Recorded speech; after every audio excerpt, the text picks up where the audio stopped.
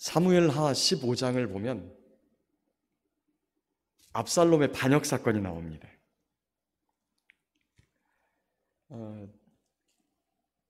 아들이 아버지를 죽이고 왕위를 차지하겠다고 군사를 일으킨 거죠.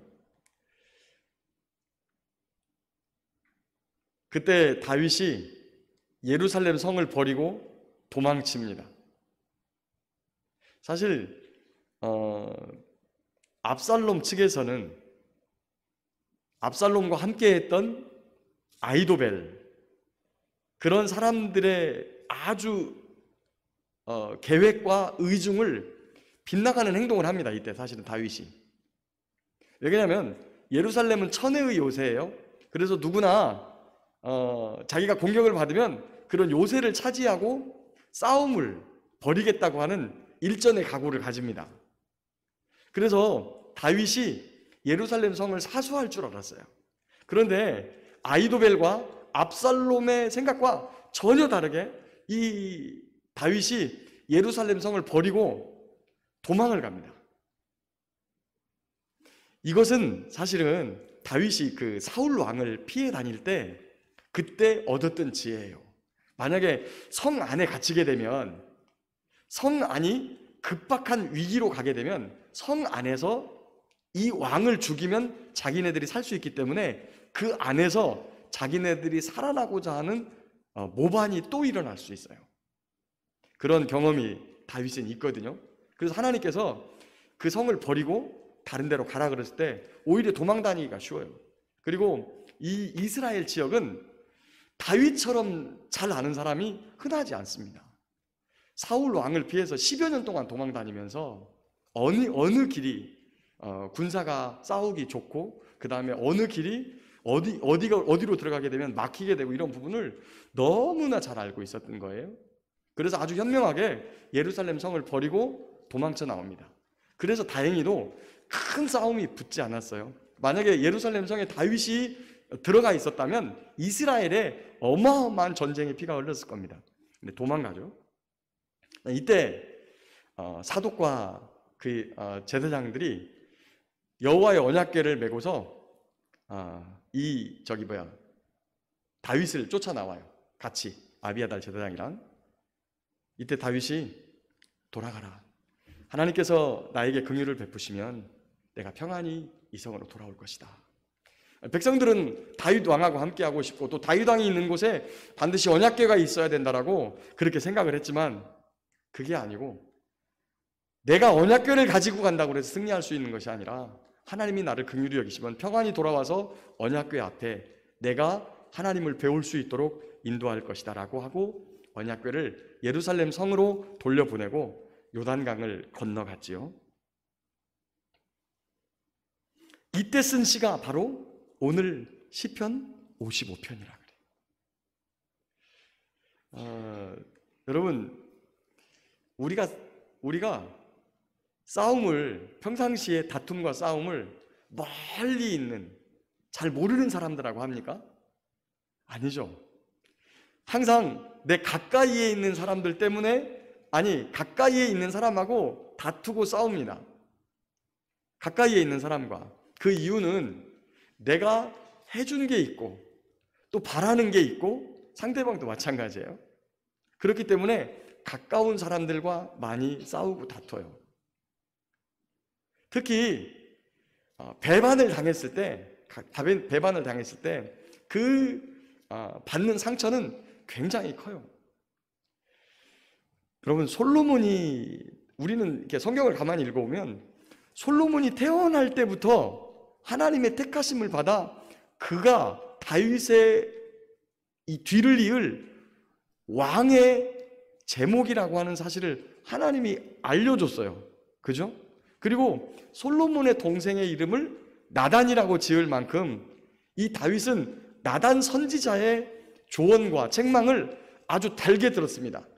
그러니까 얼마나 좋아했냐면 자기가 아들을 낳으니까, 솔로몬은 하나님이 지어주신 이름이고 그 다음에 난 아들 이름을 나단이라고 지을 만큼 나단을 되게 신뢰하고 좋아했었어요.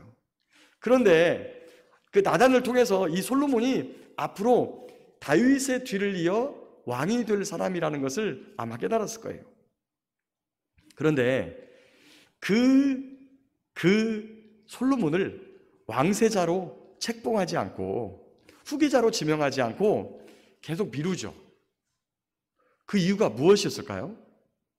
저는 압살롬 때문이었다고 생각을 해요. 성경을 읽어보면 압살롬은요, 야, 이런 사람이 왕이 되면 굉장히 힘이 있을 것이다 라고 생각할 정도로 아주 영민해요. 그리고 성격이 굉장히 집요합니다. 그리고 과묵해요. 자기의 의중을 사람들한테 잘 드러내지 않고요, 자기가 의도한 건 어떻게 해서든지 이루어내는 사람입니다. 그러니까 이 다윗이 볼 때 왕의 제목으로 생각하지 않았을까. 그에 비해서 솔로몬은 되게 어리고 그 다음에 약한 모습으로 그렇게 비춰질 것 같아요. 자, 그런데 누가 지금 자기를 죽이려고 그랬냐면 이 압살롬이 자기를 향해서 칼을 들었어요. 당신 내가 죽이고 내가 왕이 되겠다고 칼을 들고 일어났어요. 두 번째, 아히도벨이라고 하는 인물입니다. 이 아히도벨이 어떤 인물로 나오냐면, 아히도벨은 이름이 나이가 꽤 많아요. 왜 그러냐면 다윗이 당시에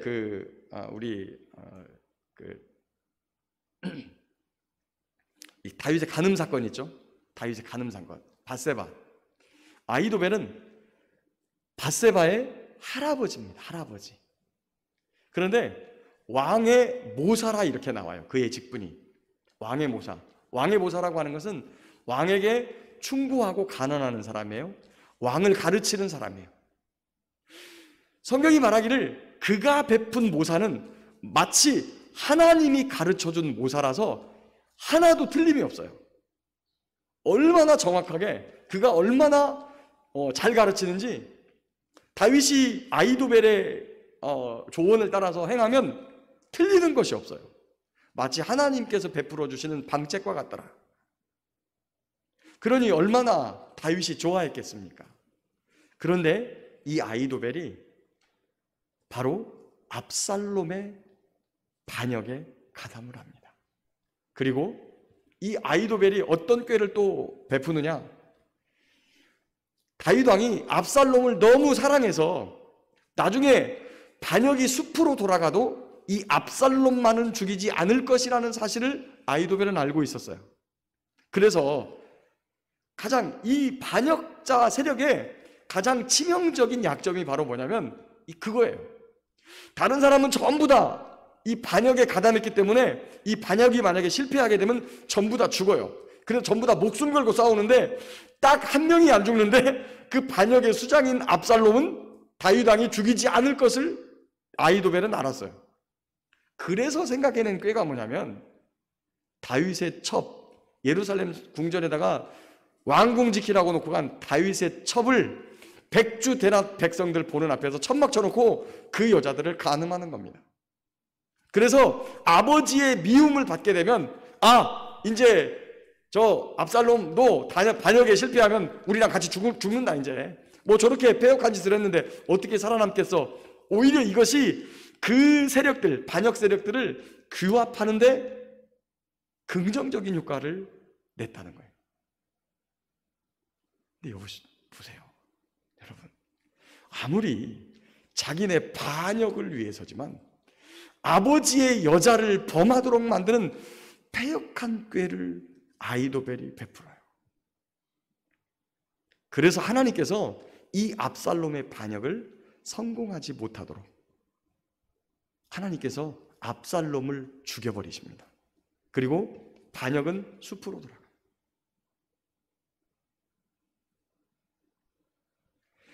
우리가 내가 적이라고 생각했던 사람, 여러분, 내가 적이라고 생각했던 사람이 나를 욕한다.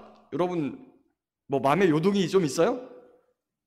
누가 막 나를 욕해요. 나를 욕하는데 내가 평상시에 저거 언제 한번 내 걸리면 내가 죽여버릴 거야, 이런 마음을 먹고 있는 사람, 그리고 그도 나를 원수라고 생각하는 사람이 내 욕을 했다고 생각해 보세요. 여러분 화가 나요? 뭐 화날 일이 뭐가 있어요. 저는 평상시에도 욕하고 다녔어요. 평상시에도. 근데 그렇지 않고 내가 진짜 사랑하는 사람, 내가 진짜 애끼는 사람, 내가 저 사람은 그럴 것이다, 저 사람은 그러지 않을 것이다 라고 생각했던 그 사람이 내 욕을 하고 다닌다고 들어요. 그럼 우리의 마음이 어때요? 속에서 불이 붙죠. 불이 붙어.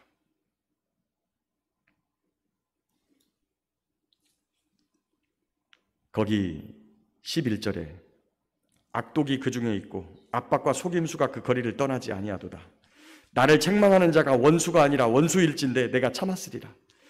나를 대하여 자기를 높이는 자는 나를 미워하는 자가 아니라 미워하는 자일진데 내가 그들을 피하여 숨었으리라. 그는 곧 너로다. 나의 동료, 나의 친구요, 나의 가까운 친구로다. 우리가 같이 재미있게 의논하며 무리와 함께 하여 하나님의 집안에서 다녔도다. 이럴 때 가슴이 무너지죠.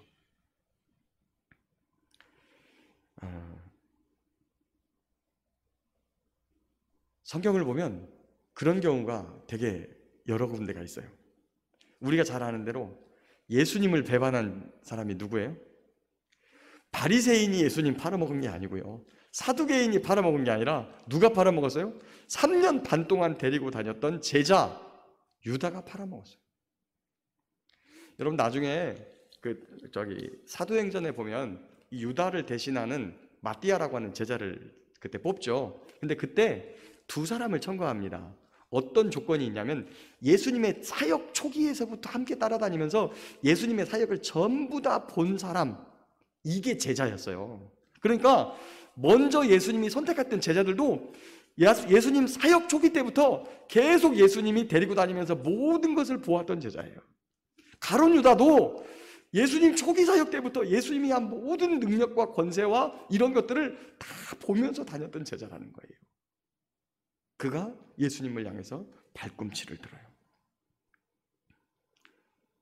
그 다음에 느헤미야를 배반한 느헤미야서를 쭉 읽다 보면 느헤미야 후반부에 그 총독으로 부임했었던 12년의 시간을 끝내고 페르시아에 갔다가 다시 돌아오거든요. 한 1년여 정도 시간이 있다가 그때 갔다 왔는데 그때 굉장히 화를 내면서 이 사람들에게 막 굉장히 심하게 다루는 게 뭐냐면 제사장들, 느헤미야가 믿었던 제사장이 하나님의 말씀을 버리고 딴짓해요. 그 다음에 사역 초기에도 느헤미야 사역 초기에도 무에다벨의 손자 스바냐라고 하는 자가 사실 느헤미야의 사역을 도울 만한 사람이거든요. 그런데 그가 암몬 사람 도비야 그들과 짝하여 가지고 이 느헤미야를 잡아 죽이고 곤경에 밀어넣으려고 하는 것들을 봅니다. 그럴 때 느헤미야가 뭐라 그러면 주님 기억하십시오. 그들의 악을 기억하십시오.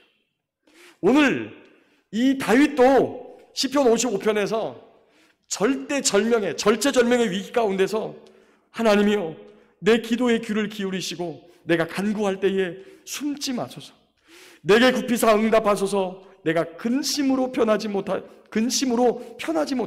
탄식하오니 이는 원수의 소리와 악인의 압제 때문이라. 그들이 죄악을 내게 더하며 노하여 나를 핍박하나이다. 내 마음이 내 속에서 심히 아파하며 사망의 위험이 내게 이르렀도다. 두려움과 떨림이 내게 이르고 공포가 나를 덮었도다. 나는 말하기를 내게 비둘기같이 날개가 있었다면 날아가서 편히 쉬리로다. 내가 멀리 날아가서 광야에 머무르리로다. 사람에게 상처를 받고 아픔을 당하면 가장 먼저 생각하는 게 그냥 여기서 떠나가지고 그들을 안 봤으면 좋겠다. 근심과 상처가 너무 크면요 잠도 안 와요. 밤에 떨려서.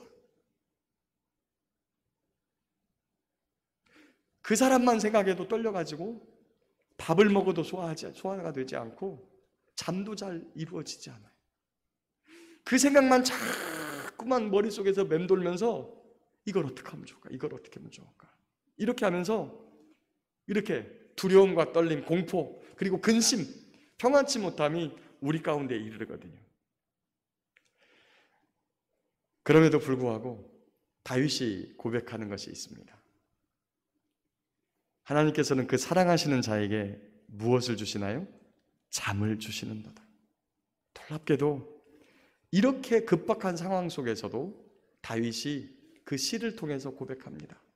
야, 근데 여러분, 그 시를 썼을 때 다윗이 잠이 왔을까요? 다윗이 잠이 오는데 주께서 사랑하시는 자에게 잠을 주시는도다. 이 글을 썼겠어요? 잠을 못 자면서 쓴 거예요, 그게. 잠을 못 자면서. 그 시도 압살롬에게 쫓기면서 쓴 시거든요. 잠을 못 자면서 쓴 시예요. 그럼에도 불구하고 하나님이 나를 붙드는 것을 알기에 편안히 누워서 자요. 다윗은 사울 왕에게 쫓겨날 때도 정말 잠 못 이루는 밤이 하루 이틀이 아니었죠. 다윗이 쉬고 있으면 거기를 3,000명이 되는 군사가 포위해가지고 물샐 틈 없이 나갈 틈 없이 그렇게 함에도 불구하고 하나님께서 다윗을 꼭꼭 싸매주시고 생명싸개 속에다가 가두어 주신다고 하는 고백을 할 정도로 기가 막힌 하나님의 도우심을 받아요. 그러니까 그때를 회상하면서 그래, 누군가 뭐 군사를 보내서 아니면 날랜 저격수를 보내가지고 나를 죽이려고 이 밤에 찾아올지도 모른다고 하는 근심이 쌓이고 분노가 안에서 침이 나 하나님께서 나와 함께 해주신다고 하는 16절에 나는 하나님께 부르짖으리니 여호와께서 나를 구원하시리로다. 저녁과 아침과 정오에 내가 근심하여 탄식하리니 여호와께서 내 소리를 들으시리로다. 하나님을 향해서 근심과 걱정을 또 기도와 간구를 아뢰을 때 하나님의 도우심 가운데 그 안에서는 오히려 근심하고 하나님 앞에서는 근심하고 걱정하고 울고 하지만 평안하게 누울 수 있는 그 은혜가 다윗에게 있었다는 거죠. 그러나 다윗을 쫓는 사람들은 여전히 변하지 않고 죄악 가운데 있습니다. 우리가 하나님께 늘 기도할 때 이런 기도를 많이 해요. 관계가 깨지고 아프면 이제 우리의 마음은 이미 하나님 앞에 토해냈으니까, 토설했으니까 처음에는 분노 때문에 막 이런 부분에 대해서 상대방이 밉고 그래서 막 치를 떨고 이러다가도 그리스도인들은 어쩔 수 없어요. 사람을 미워할 수 없어요. 사람을. 그리스도인들의 특징이에요. 그래가지고 결국에는 엎드려서 하나님 앞에 그의 마음을 변하게 해달라고 기도를 하고 오히려 이제 원수를 향해서 주님께서 말씀하신 대로 그의 평안을 빌며 그 머리 위에 마치 숯을 놓는 것처럼 하나님의 평안을 간구하고 그에게 용서를 해달라고 기도가 바뀌죠. 근데 그럼에도 불구하고 사실은 상황은 잘 바뀌지 않습니다. 우리는 그렇게 마음을 하나님 앞에서 내 욕심을 내려놓고 내가 취할 것들 다 내려놓고 하나님 앞에 결국에 기도자가 하나님 앞에 엎드리면 자기 자신을 바라보면서 하나님 앞에 용서를 구하거든요. 우리 죄를 용서해주고 또 이 기도의 지경이 넓어지면 상대방, 우리를 미워하는 사람의 죄도 용서해달라고 결국에 기도의 지경이 그렇게 넓혀져요. 그럼에도 불구하고 그들의 마음과 상황은 잘 바뀌지 않습니다. 이런 아픔 속에서 하나님 앞에 간절히 기대하고 기도하는 것은 22절입니다. 우리 같이 한번 한 목소리로 같이 낭독하겠습니다. 시작. 내 짐을 여호와께 맡기라. 그가 너를 붙드시고 의인의 요동함을 영원히 허락하지 아니하시리로다. 아멘. 다윗의 시를 참 좋아하는 이유 중에 하나가요, 여러분, 다윗이 무슨 완벽한 인간처럼 그런 모습을 보이는 게 아니라 그 구구절절한 속에서의 아픔들과 그 다음에 변하지 않는, 잘 변화되지 않는 세상, 내가 여전히 하나님 앞에 간구하고 있음에도 불구하고 내가 자꾸만 어려움 속으로 빠지게 되는 이런 아픔에 몰려 있으면서도 끝까지 하나님을 붙들고 하나님을 의지한다는 그런 상황인 거예요. 다윗이 그렇게 우리 마음속에 같이 와닿는 건 그가 범죄했던 것처럼 우리도 범죄하고, 그가 고난을 당하는 것처럼 우리도 고난을 당하고, 그가 아파하는 것처럼 우리도 아파하고, 때로는 그가 흔들리는 것처럼 우리도 흔들리기도 하고, 그렇지만 우리를 향해서 다윗이 말하는 것은 너의 짐을 여호와께 맡기라. 우리 주님께서 하나님이시지만 이 땅에 연약한, 사람이 돌봐주지 않으면 아무것도 할 수 없는 아기로 태어나셔서 마리아와 요셉의 도움을 통해서 자라나셨고, 그리고 성인이 되어서도 모든 것을 책임질 수 있는 나이임에도 불구하고 하나님 앞에서 심한 통곡과 눈물로 간구했다. 히브리서가 이걸 증거하잖아요. 복음서에서는 예수님께서 땀방울이 빗방울처럼 되도록 기도하셨다라고만 나오지만 그 상황을 정확하게 바라보고 있는 히브리서에서는 뭐라고 하냐면 심한 통곡과 눈물로 하나님께 아뢰었고 그것이 하나님께 들은 바 되었다. 비록 하나님께서는 그 상황을 역전시켜서 예수님을 다시 하나님의 보좌로 올리신 것이 아니라 우리를 구원하시기 위하여 십자가에 못 박아 죽이시는 우리의 구원을 이루시기 위하여 그쪽으로 밀어붙였지만, 히브리서에서는 그 상황을, 그 심한 통곡과 눈물이 하나님 앞에 올려진 바 되었고 주님으로부터 응답하심을 얻었다라고 우리에게 말씀합니다. 그러면서 무엇라고 말씀하시느냐? 그가 우리와 똑같이 시험을 당하였은즉, 고통을 당하였은즉, 배고픔을 겪었은즉, 아픔을 겪었은즉, 배반을 겪었은즉, 그가 자기와 동일하게 시험을 당하고 유혹을 받고 아픔을 당하고 고통을 당하고 배고픔을 당하고 목마름을 당하고 피곤함에 쩌들어 있고, 그리고 이 세상에 이 동료로부터 배반당하고 그런 아픔을 겪고 있는 사람들의 이 기도와 간구와 눈물을 그분이 돕지 않으시겠느냐? 우리에게 이렇게 말씀하세요.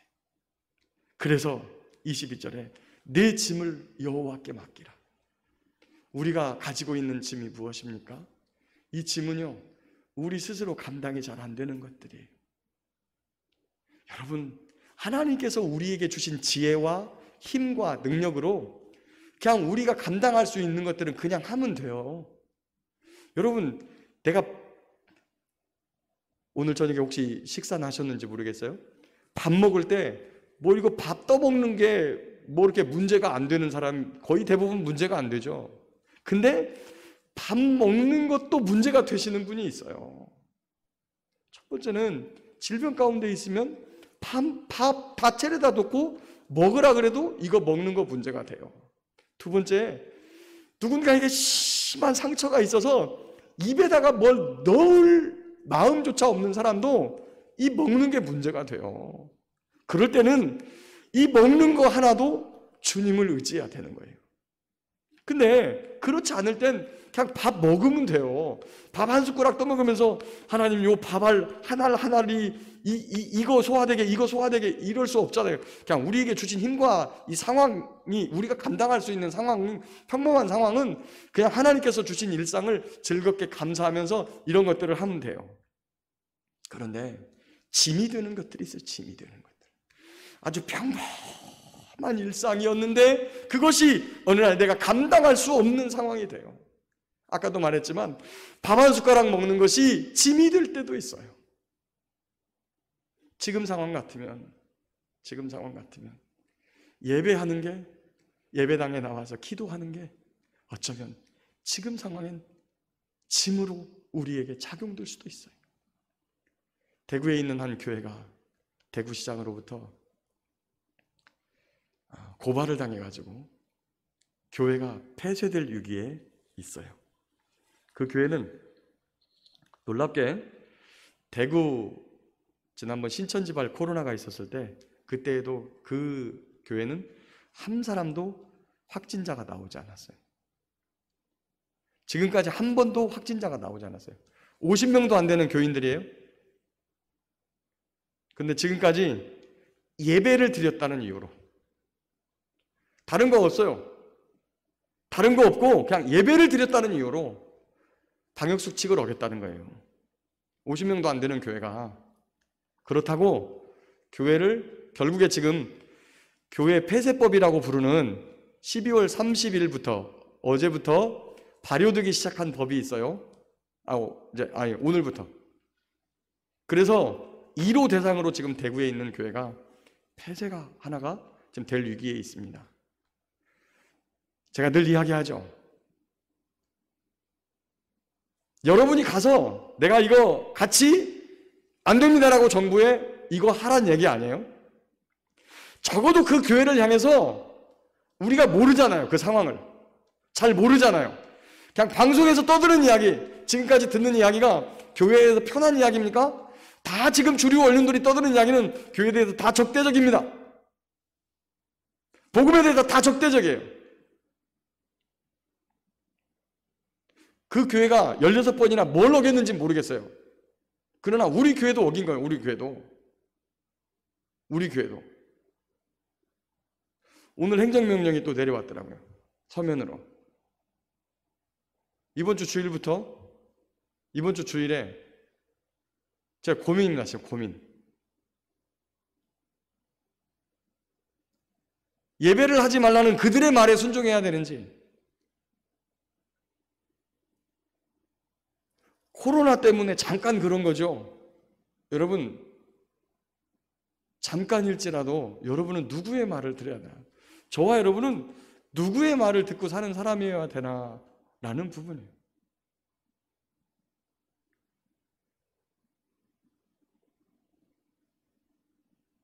그 교회가 50명이 모였다 쳐요. 어떤 분이 그 기사를 내보내면서 그날 대구 지역에 있던 백화점, 식품관, 어깨가 달 정도로, 성탄절에 어깨가 달 정도로 북적북적한 백화점의 식품관, 강남의 식품관, 지금 2.5단계까지 가고 3단계를 안 올리는 이유가 그분은 뭐라고 하느냐? 3단계 가면 모든 상점 다 닫아야 됩니다. 모든 상점. 자, 2.5단계에서 이마트 문 좀 닫으라 그러고, 롯데마트 문 닫으라 그러고, 대형 백화점 문 닫으라 그러면 사람들 어디로 가야 됩니까? 시장으로 가잖아요. 시장으로. 집 앞에 있는 상점으로 가잖아요. 지금 그 사람들 다 죽겠다고 아우성치잖아요. 대형 백화점과 마트는 문을 딱 닫게 하고 뿔뿔이 흩어져서 상점에서 사라 그러면 되잖아요. 그럼 사람 안 모이잖아요. 근데 거기엔 가면 어깨가 부딪힐 정도로 사람들이 버글버글한데 거기는 장사하게 내버려 두고 50명도 안 되는 교회에서 예배했다고. 다른 게 아니에요. 16번 한 게 예배한 거에 그냥 몇 사람 모여가지고 계속 그 교회는. 근데 그 교회가 코로나 환자도 지금까지 한 번도 안 나왔어요. 근데 그 교회가 지금 폐쇄되게 생겼어요.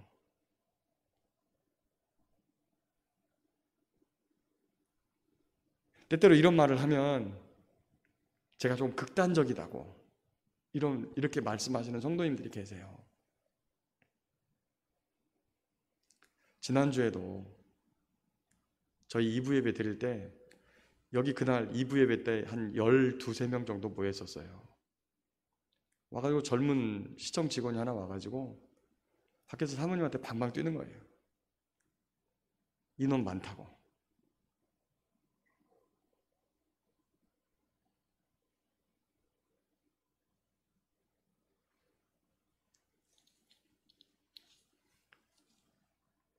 전국에서 이 건물 안에 들어올 때 모든 마스크까지 벗고 손소독 다시 하고 새 마스크 주는 혹시 그런 단체나 그런 장소가 어디 있을까? 대한민국에. 아무리 관청이라도 그런 데 없거든요. 그렇게까지 해요. 저희가. 그럼에도 불구하고 지금 교회가 이런 위기 가운데 있습니다. 이것이 그러니까 정상적이질 않아요. 제가 만약에 똑같이 다른 세상에 사람들 모이는 곳, 물론 관 이런 데는 백성을 돌보는, 국민들을 돌보는 곳이니까 나와서 조금 불편하고 위험하더라도 업무를 해야 되죠.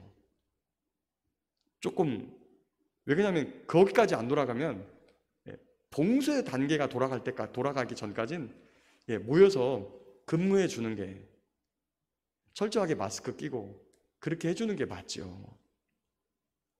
그런데 적어도 국민 모두가 납득할 수 있는 그러한 것을 하려면 어깨가 부딪히고 마스크까지 벗고 거기서 밥 먹고 있는 사람이 얼추 그 광경으로만 봐도 뭐 몇백 명에 몇백 명. 그런 데는 가가지고 통제하지 않으면서 마스크 딱 끼고 철저하게 이 안에서 거리 유지하면서 최소한의 예배를 드리는 것까지 방해하고 결국에 대구시장이 그 교회를 상대로 고발을 진행했어요. 그 폐쇄 명령까지 지금 갈 것 같아요. 그래서 그 법을 교회 폐쇄법이라고 그러는 거예요. 자기들 마음에 안 들면 자기들 마음대로 해버리는 거예요. 그들은 변하지 않습니다. 그들의 목적은. 이런 게 짐이죠. 우리에게 짐. 다음에 내게 그게 오면 어떡할까라고 하는 이 무거운 짐이 우리 가운데 있어요. 저희 교회도 지금 교회가 예배를 멈추지 않으니까 동네에서 예배 드린다고 수군대는다는 거예요. 제가 내용을 딱 이야기해버리면 누군지 다 아니까. 그러면 동네에서는 모이지 않느냐? 방송에서 작은 모임, 5명 이하 모임, 소모임 이상 되는 거 다 중지해달라고 했는데 여러분 그러나요? 그분들은 거기서 어떻게 하죠? 저희보다 훨씬 더 오랜 시간 동안 같이 마스크 벗고 먹고 떠들고 운동하고 이러면서 주일날 한 번 예배 모이는 거를 뭐라고 한다는 거예요. 우리에게 짐이에요. 그분들 뭐 원망하고 싶은 사람 생각 별로 없어요.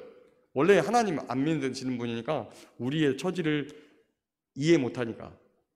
그런데 그게 다 우리의 짐으로 와요. 내 짐을 여호와께 맡기라. 그가 너를 붙드시고 의인의 요동함을 영원히 허락하지 아니하시리로다. 사람과의 관계, 자녀의 문제, 가족과의 문제, 또 친구들과의 문제, 또 재정 문제, 건강 문제. 평상시에는 좋을 때는 괜찮았던데 어느 날부터인가 내가 감당하기 어려운 짐처럼 맡겨지는 이 모든 것을 여호와께 맡기라. 왜요? 그분은 전능하시니까. 왜요? 그분은 내 아버지시니까. 왜요? 그분이 나의 구원자시니까. 왜 그분께 맡겨야 됩니까? 그분이 우리의 기도를 들어주시며 우리가 어려워하고 아파하는 것들을 맡아주시니까. 그래서 우리가 그분을 구원자라고 말하고 우리가 그분을 신뢰하고 그분을 더 의지하고 나가는 것이니까. 그래서 23절 맨 마지막에 나는 주를 의지하리이다. 나는 주를 의지하리이다. 믿음이 없이는 하나님을 기쁘시게 못하나니 하나님께 나아가는 자는 반드시 그가 계신 것과 또한 그가 자기를 찾는 자들에게 상 주시는 이심을 믿어야 할지니라. 이 밤에도 감당하기 어려운 짐을 가지고 있는 사랑하는 성도들의 삶을, 그 문제를 주님 앞에 다윗처럼 하나님이여 내 기도에 귀를 기울이시고 내가 간구할 때에 숨지 마소서라고 하나님 앞에 간구하고 그분의 구원하심과 그분의 채우심과 그분의 해결하심과 그분의 능력으로 우리를 도우심을 기다리는 이 밤 되시기를 간절히 바라고 소망합니다.